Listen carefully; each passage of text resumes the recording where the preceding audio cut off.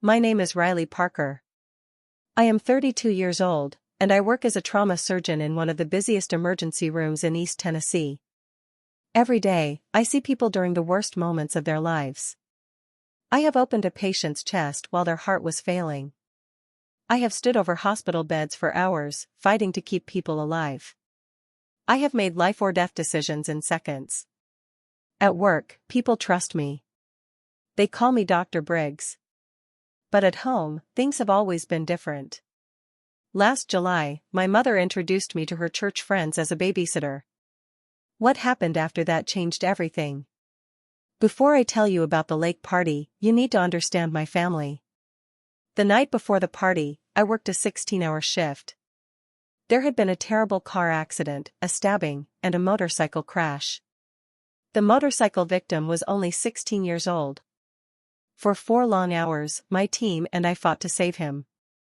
When the surgery finally ended, I was exhausted. I sat alone in the hospital call room and slowly removed my gloves. My hands smelled like disinfectant. My eyes burned from lack of sleep. A nurse named Donna stuck her head through the doorway. "Briggs, go home," she said. "You look terrible." "I just need to finish my notes." Donna laughed. "If you're here, I sleep better. But even superheroes need rest." She left a cup of coffee on my desk. It was cold by the time I drank it. While typing reports, I checked my phone. There was a text from my older brother Grant. "Lakehouse party Saturday. Whole family. Bring a swimsuit." I stared at the message. At work, people respected me. At home, nobody seemed to know who I was. I grew up in a small Tennessee town. My father, Dale Briggs, owned a construction company. My mother, Lorraine, spent her life involved in church activities and community events. My brother Grant was the favorite child. Everyone knew it. Nobody said it out loud. They didn't have to. Everything always revolved around him. Grant was strong, outgoing, and expected to take over Dad's business.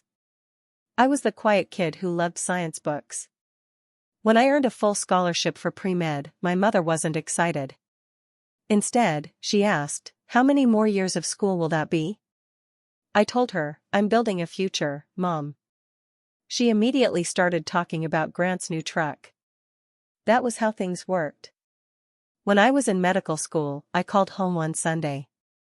Mom had me on speakerphone. A neighbor walked into the house. Lorraine smiled and said, "Oh, Riley helps out at a clinic somewhere." I froze. "Mom," I said loudly, "I'm in medical school." She laughed. "Oh, you know what I mean." Yes. I knew exactly what she meant. She had already decided who I was. The truth didn't matter. Over the years, it only got worse. After graduating from medical school, I mailed my diploma home. It was beautiful. Framed. Protected. A symbol of years of hard work. 6 weeks later, I visited my parents. I looked everywhere for it. The hallway. The living room. The den. Nothing. Finally, I found it inside a closet. Still wrapped in plastic. Leaning beside a vacuum cleaner. I carried it into the kitchen. "Mom, where should this go?" She glanced up. "Oh, honey, I haven't found a place yet." I pointed toward the wall covered with Grant's certificates. "There seems to be room over there." She immediately changed the subject. That happened again and again. When I finished residency, my family skipped the ceremony. When I became board certified, Mom barely reacted. Instead, she talked about Grant's latest construction contract. One day I finally said, "Mom, I'm a trauma surgeon." She shrugged. "You play nurse. What's the difference?" That was the last time I corrected her. Not because I gave up. Because I was tired. I'd rather spend my energy helping people who actually cared. People fighting for their lives. People who needed me. 2 days after Grant's text, I almost declined the invitation. Then my phone rang. "Who, Riley?" It was Colton. Grant's 5-year-old son. "Are you coming to the lake?" I smiled despite myself. "Maybe. I learned how to swim. I want to show you." In the background, I heard Kristen, his mother, say please. "Please." I laughed. Colton was the only person in my family who never judged me. He didn't care about titles. He didn't care about jobs. He just loved me. "I'll be there, buddy." His excited scream nearly burst my eardrum. After hanging up, I canceled my extra hospital shift. Friday night, I packed a bag. Swimsuit. Sunscreen. Extra clothes. And my emergency medical kit. Years in trauma surgery had taught me something important. Emergencies happen everywhere. People think danger announces itself. It doesn't. It appears without warning. Before leaving, I also grabbed a child's life vest. Just in case. The next morning, I drove to Norris Lake. Grant's new lake house sat above the water. Cars filled the driveway. Music played from speakers. People laughed on the porch. The smell of barbecue filled the air. As soon as I arrived, I saw my mother surrounded by church friends. She waved me over. "There she is." Everyone turned. "This is my daughter. She works at the hospital." One woman smiled. "Oh, a nurse." Mom didn't correct her. Not even a little. Instead, she nodded. "She's always been such a helper." I forced a smile. "Actually, I'm a trauma surgeon." The woman's eyes widened. "Oh." Before she could ask anything else, Mom pulled her away toward the food table. Just like that. Conversation over. I stood there holding my bag. The same thing always happened. I told people the truth. My family erased it. Kristen appeared carrying deviled eggs. "Wow, you actually came." She hugged me quickly. "We thought you'd be busy with your little job." I sighed. Trauma surgery isn't exactly little. She laughed as if I had told a joke. "Can you help carry a cooler?" I carried the cooler. Some battles weren't worth fighting. Dad sat nearby drinking beer and telling stories. Most of those stories were about Grant. How hard he worked. How successful he was. How proud everyone should be. When he noticed me walking by, he smiled. "Hey, Pip." That was it. No questions. No interest. Nothing. A few minutes later, I escaped to the dock. Colton sat near the edge watching fish. The moment he saw me, he ran. "Aunt Riley." I picked him up. "Show me these swimming skills." His face lit up. He practically dragged me toward the water. While watching him, I studied the dock. No safety ring. No railings. Deep water. That bothered me. "Grant," I called. "Where's the life ring?" My brother laughed. "It's a lake, not a hospital." I didn't argue. I quietly placed the life vest near the dock. Then I kept watching. Around noon, more guests arrived. Among them were Pastor Hall and his wife, Darlene. Mom greeted them like celebrities. She introduced everyone. My husband Dale. Our son Grant. He runs the family business. Our wonderful daughter-in-law Kristen. Then she pointed toward me. "And this is Riley." She squeezed my shoulder. "Our babysitter for the day." Everyone laughed. I didn't. "I'm not the babysitter." Mom's smile tightened. "She's always joking." "No. I'm a surgeon." The laughter faded. But Mom quickly moved the conversation somewhere else. Like she always did. Afterward, Colton pulled on my hand. "Why did Grandma call you a babysitter?" I looked into his confused eyes. Because Grandma sometimes forgets what I do. But you're a doctor. I smiled sadly. Yes, buddy. I am. The afternoon grew hotter. People talked. Ate food. Took pictures. I eventually sat beside Dad on the porch. I decided to try again. One more time. Dad, I had a difficult case last week. He nodded. A motorcycle accident. That's nice, Pip. Then he immediately started talking about Grant's latest construction project. I stared at him. Dad, I opened a teenager's chest to save his life. He looked at me for 2 seconds. Sounds dangerous. Then he returned to talking about concrete. That hurt more than anger would have. Dad wasn't cruel. He simply couldn't understand my world. To him, building meant wood and concrete. To me, building meant saving lives. We spoke different languages. The sad part? Neither of us knew how to translate. At lunch, things got worse. I was cutting watermelon for the children when Kristen leaned over. You're so good with kids. Thanks. You could totally run a daycare if the hospital thing doesn't work out. Several people laughed. I put down the knife. The hospital thing is working out fine. I removed a man's spleen 2 days ago. Kristen made a disgusted face. Can we not talk about organs during lunch? Mom nodded.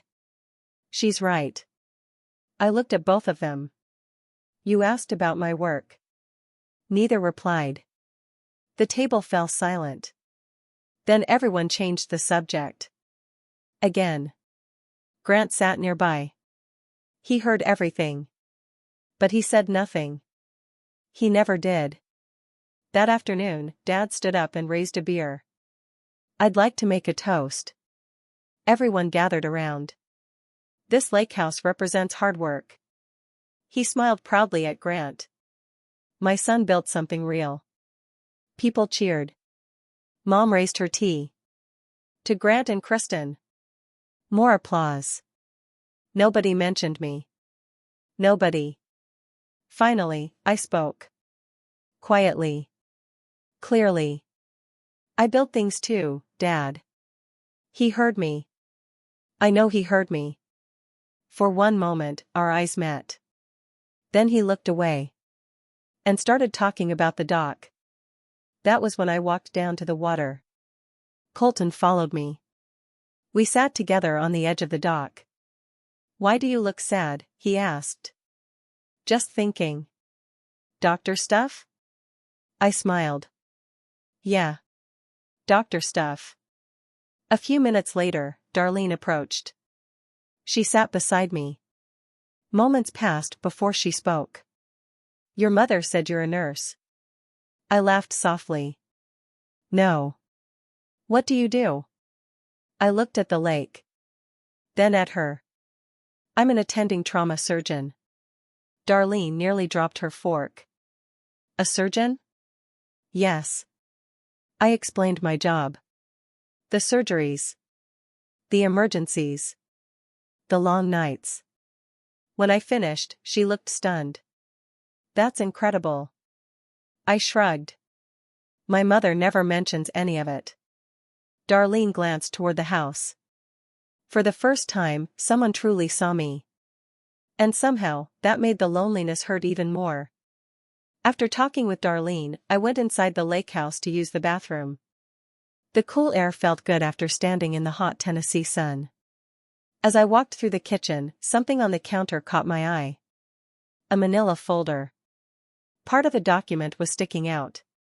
And on that page, I saw my name. I stopped. For a second, I told myself to keep walking. Then curiosity won. I picked up the folder. It was my mother's healthcare directive. A legal document. The kind people complete when they start thinking about medical decisions later in life. I opened it. My eyes moved down the page. Grant was listed as her medical decision maker. That didn't surprise me. Then I reached the notes section. One sentence was written there. Do not burden Riley with these decisions. She has already given enough of her life to that hospital. I read it again. And again. My chest tightened. She had specifically left me out. The only doctor in the family. The person most qualified to make medical decisions. Not because she thought I was incapable. Because she thought she was protecting me. I understood where it came from. Lorraine's mother had been a midwife. She spent her life helping others. One night, she died driving home from work. My mother had never recovered from that loss. Deep down, she was afraid medicine would take me away too. But understanding her fear didn't erase the pain. I carefully returned the document exactly where I found it. Then I walked back outside. For the rest of the afternoon, I said nothing. I watched everyone. Mom laughing with church friends. Dad telling the same stories. Grant showing off his lake house. Kristen taking photos. And me. Sitting quietly on the dock. Trying to keep my emotions under control. A little later, Colton came running toward me. His hair was wet. His face was bright with excitement. Aunt Riley. Did you see me swim? I did. When I grow up, I want to be a doctor like you. I blinked. You know I'm a doctor? He looked confused. Of course. Who told you? Daddy. My eyes moved across the yard. Grant stood near the grill. At that moment, he looked over. Our eyes met. Then he looked away. So he knew. He had always known. He told his son the truth. But he never corrected our parents. Never corrected anyone. Because silence was easier. I looked back at Colton. You can be anything you want, buddy. He grinned and ran back toward the water. I watched him go. I had no idea how important that moment would become. By 3 o'clock, everyone had relaxed. People were drinking. Talking. Laughing. Nobody seemed worried about anything. The children were still swimming near the dock. I noticed Colton wasn't wearing the life vest. Again. I called him over. Buddy, put this on. Before he could answer, Grant shouted from the hill. He's fine, Riley. I frowned. The water gets deep out there. He knows what he's doing. I didn't like it. But I couldn't force the issue. So I stayed near the dock. Watching. Always watching. Years in trauma surgery had trained me to notice things others missed. Small changes. Tiny warning signs. The moments before disaster. The sun was beginning to lower. Shadows stretched across the lake. The children splashed and laughed. Then I heard my mother's voice drifting across the water. She was talking to 2 women on the porch. One asked about me. Lorraine laughed. Oh, Riley? She answers phones at the hospital or hands out bandages. I can never remember. The women chuckled. For 1 second, anger exploded inside me. After everything. After all these years. She was still doing it. Still shrinking me. Still pretending my life wasn't real. I turned toward the porch. Ready to say something. Then I saw Colton. Face down. Floating. Not moving. Everything else disappeared. The voices. The music. The laughter. Gone. There was only the water. And Colton. I jumped. The cold lake slammed into me. I swam hard. Fast. 20 feet. Maybe less. It felt like forever. When I reached him, I flipped him over. His eyes were closed. His lips were blue. He wasn't breathing. My heart dropped. But panic helps nobody. Training took over. I pulled him back toward the dock. People were starting to scream. I barely heard them. I lifted him onto the wooden boards. Checked his airway. Nothing. No breathing. No response. I tilted his head back. 2 rescue breaths. His chest rose. Again. Still nothing. Then compressions. 30. Hard. Steady. Focused. I heard footsteps pounding behind me. Grant screaming. Kristen crying. People shouting. I ignored all of it. Another 2 breaths. More compressions. Come on, buddy. Come on. Then suddenly. A cough. Water burst from his mouth. Another cough. His body jerked. Then a huge gasp. Air. Beautiful air. He was breathing. Alive. I rolled him onto his side. Checked his pulse. Strong. Fast. But there. I finally looked up. Grant was shaking. Kristen was crying. Dad looked frozen. Mom stood motionless near the house. I placed Colton into Grant's arms. Keep him on his side. Call 911. Tell them pediatric drowning. Nobody argued. Nobody questioned me. For the first time in my life, my family listened. The ambulance arrived quickly. Paramedics examined Colton. One of them looked at me. Who performed CPR? I did. He nodded. What exactly did you do? I explained. Rescue breaths. Compressions. Timing. Everything. The paramedic studied me for a moment. Then he asked. Medical professional? Trauma surgeon. Recognition flashed across his face. Your actions probably saved his life. Everyone heard it. Every word. Grant. Dad. Kristen. Lorraine. Then Mom quietly said. Well, anyone would have done that. The paramedic looked up. No, ma'am. Most people freeze. What she did required training. Silence followed. Heavy silence. Nobody knew what to say. Colton reached toward me. Aunt Riley?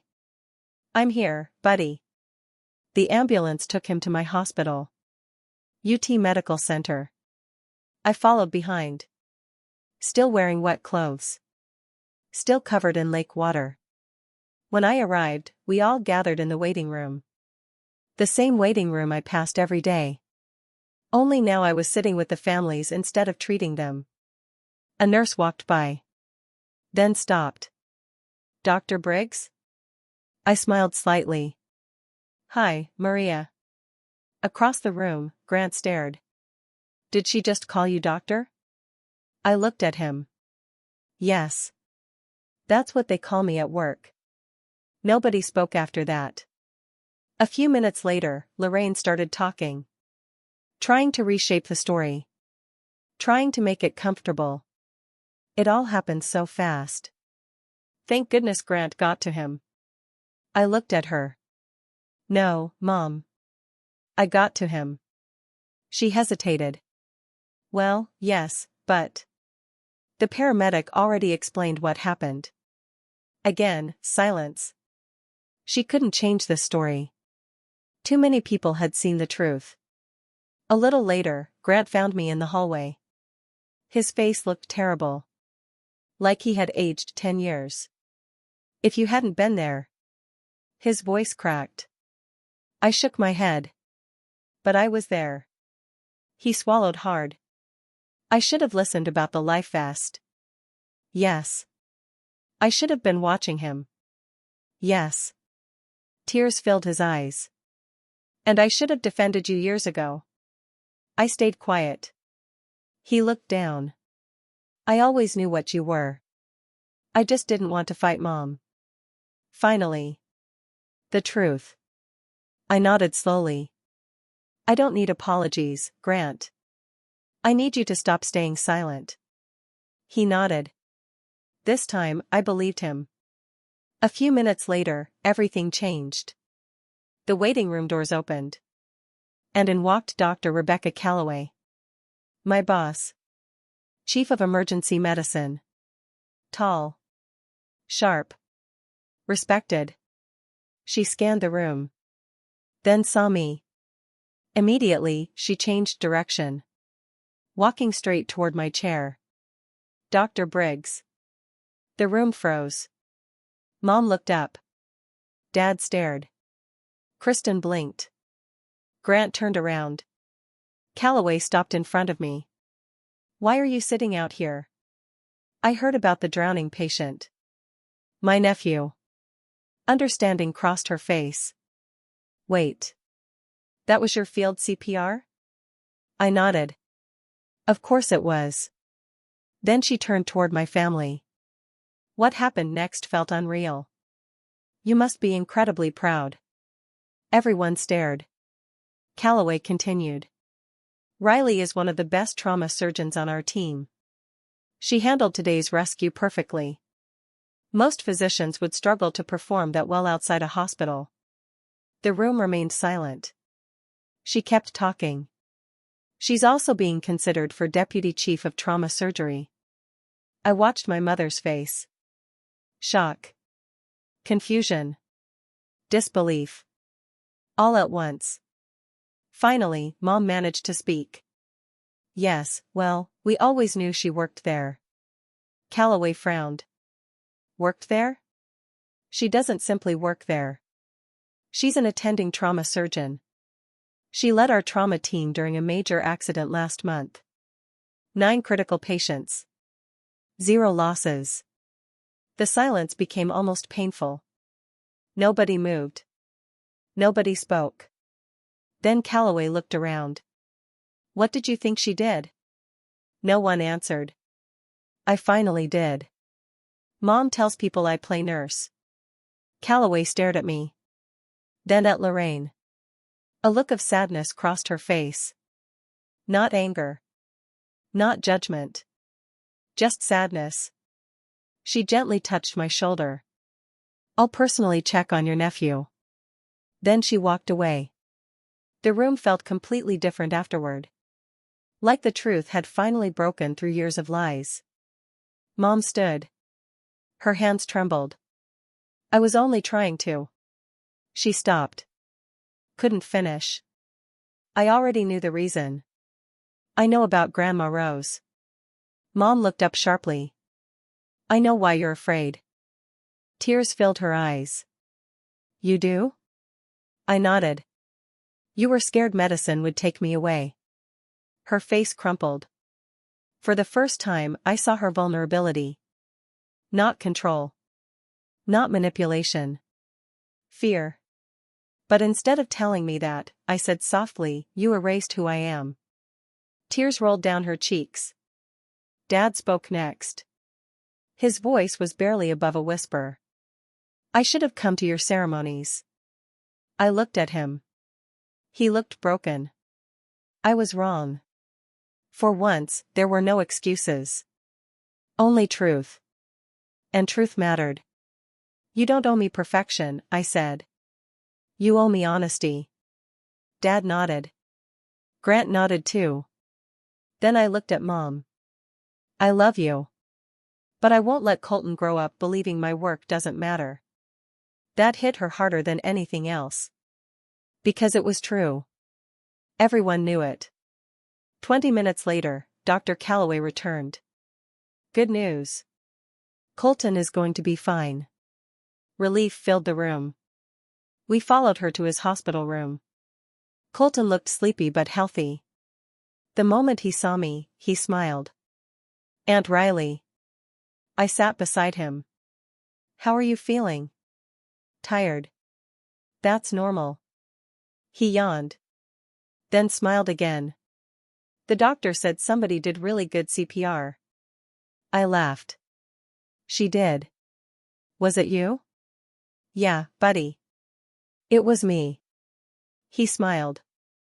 I knew it. Because you're a doctor. My throat tightened. Yeah. I am.